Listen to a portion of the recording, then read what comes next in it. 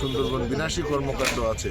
শুধুমাত্র রামপাল তাপবিদ্যুৎ কেন্দ্র নয়, তার সাথে বিষ দিয়ে মাছ মারা, আবার এখন তো জলদস্যু আবার শুরু হয়েছে।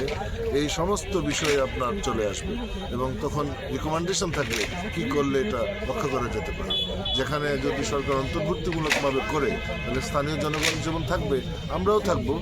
যদি ভালো কাজ, ভালো সুপারিশ বাস্তবায়ন করতে চায় সরকার, আমরা সবাই মিলে সহযোগিতা করব।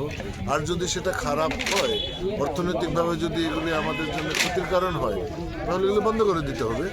কাজে আমার মনে হয় এই নতুন সরকারের অত জটিলতার মধ্যে যাওয়ার প্রয়োজন নেই। ভারতের সাথে কেমন সম্পর্ক, আমার ডিপ্লোমেটিক কী করতে হবে, পাওয়ার পারচেজ এগ্রিমেন্ট কেমন, এগুলি দেখার কোনো প্রয়োজন নেই।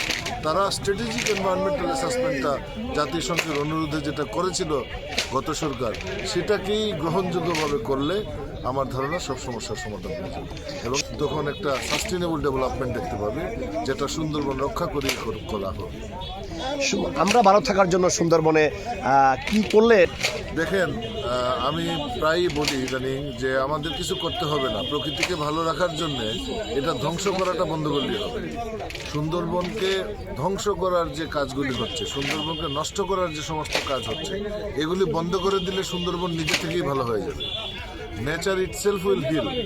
আপনার কিছু করতে লাগবে না। এই সময় করার জন্য বিভিন্ন প্রকল্প নিয়ে আরও দুর্নীতিকে সামনের দিকে এগিয়ে নিয়ে যাওয়া হচ্ছে। এগুলি কোনো প্রয়োজন নেই। আপনি খারাপ কাজটা বন্ধ করেন না।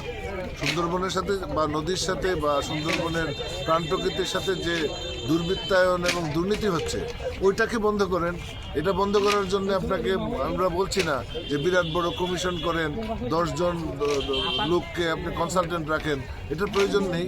আপনি শুধুমাত্র একটা দুর্ঘটনার স্বচ্ছ এবং আপনার গ্রহণযোগ্য তদন্ত করে যে নেক্সাস দোষী আছে, দোষী নেক্সাসটাকে আইডেন্টিফাই করে একটা দৃষ্টান্তমূলক শাস্তি দিন। এটা তো হয় না। জেলে ফরেস্ট ডিপার্টমেন্টের অবগত ছাড়া সে ঢুকতে পারে? প্রশাসনের অজ্ঞাতসারে কেউ ওরা মাটি কোথা থেকে নিতে পারে? এগুলি বিশ্বাসযোগ্য কথা না। এর সাথে যারা জড়িত সবাই